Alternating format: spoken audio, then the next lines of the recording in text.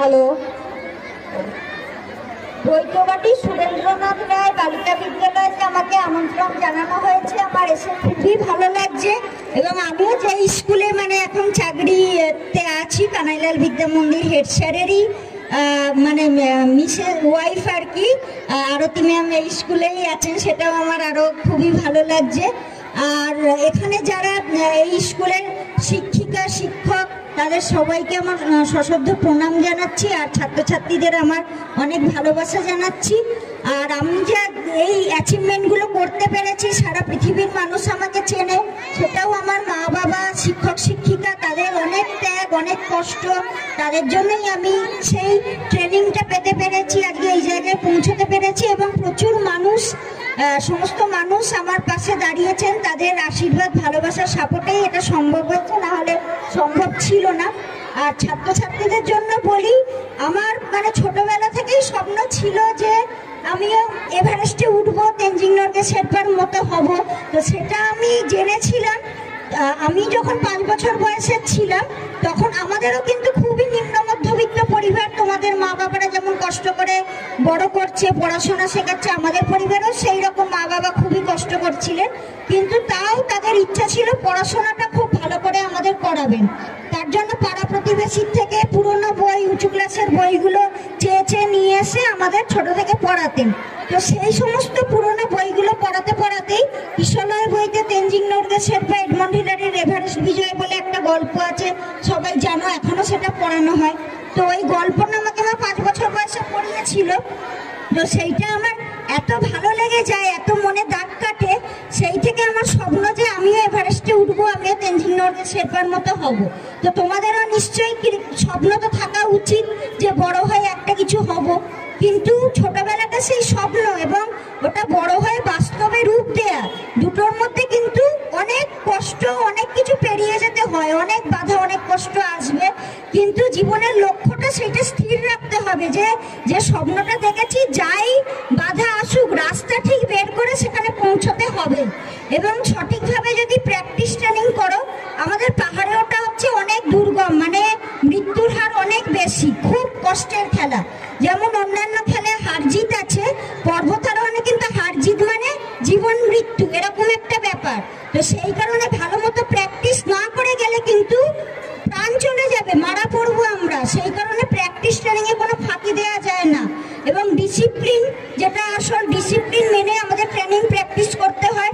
তো তোমাদেরও বলবো সেই ডিসিপ্লিন, সেই ট্রেনিং প্র্যাকটিস এমনভাবে করতে হবে যেন এটা একবারে জীবন মৃত্যুর ব্যাপার, এমনভাবে প্র্যাকটিস করতে হবে যেন খুঁত না থাকে। হ্যাঁ, সবাইকে এভারেস্টে উঠতে হবে, পাহাড়ে উঠতে হবে, সেটা বলছি না, যার ভালো লাগে নিশ্চয়ই উঠবে সবাই, কিন্তু সেই যে ডিসিপ্লিন ট্রেনিং প্র্যাকটিস, ওই মানসিকতাটা যদি তোমরা পড়াশোনা, খেলাধুলা বা যে যেটা ভালোবাসো, নাচ গান আঁকা, এক্সট্রা কারিকুলার অ্যাক্টিভিটি যেটা ভালোবাসো, সবেতে যদি কাজে লাগাও, তাহলেই কিন্তু তোমরাও অনেক বিখ্যাত, পৃথিবীতে অনেক উঁচু জায়গায় পৌঁছতে পারবে। হ্যাঁ, আর আমাদের যেটা আছে পর্বতারোহণে মানে সহযোগিতা, সব খেলায় দেখো তো প্রতিযোগিতা, এবং এ ওকে ল্যাং মারছে, ওকে টেনে নামাচ্ছে, কিন্তু পর্বতারোহণে এত দুর্গম জায়গা, সেখানে যদি কেউ একে অপরের সাথে প্রতিযোগিতা করবো না, ওকে আটকে দিয়ে আমি আগে উঠবো বা এরকম ধরনের কিছু করো, তাহলে কিন্তু নিজের জীবনটাই চলে যাবে। যে কারণে এই সহযোগিতাটা শেখানো যায়, যে সবাই একসাথে রান্না করে, ওখানে তো জলও নেই, বরফ গলিয়ে জল করে খেতে হয়, তো সেই বরফ কেটে এবং বরফ ওখানে পাথরের মতো শক্ত, তো একটা জল খেতে গেলেও কত কষ্ট, কত ঘন্টা ধরে কষ্ট করে একটা জল আমাদের জীবন যেন, সেটা খেতে গেলে কত কষ্ট করতে হয়। তাঁবু খাটানো, তাঁবু হচ্ছে আমাদের এই খাড়াই পুরো বরফের দেওয়াল, এভারেস্টের উচ্চতা 29,000 ফুটের ওপরে, জানো 30,000 ফুটের ওপরে, 8,848 মিটার, মানে প্রায় 30,000 ফুটের কাছাকাছি হয়ে যায়। এবং আমি 6টা পৃথিবীর উচ্চতম শৃঙ্গ আরোহণ করেছি, এবং এগুলোকে বলে ডেথ জোন, মানে মৃত্যু উপত্যকা।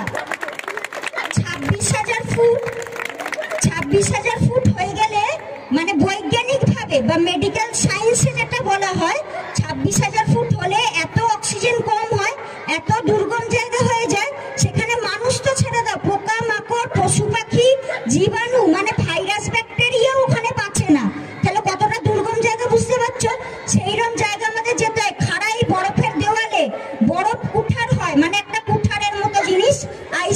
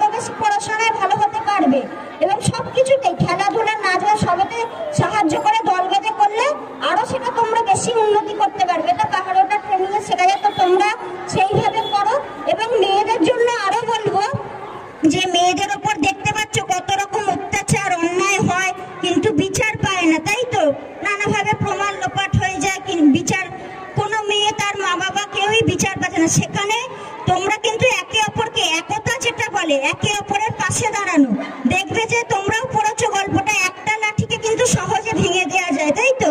কিন্তু অনেকগুলো লাঠি যদি একসাথে থাকে, একটা লাঠির বান্ডিল হয়, অনেক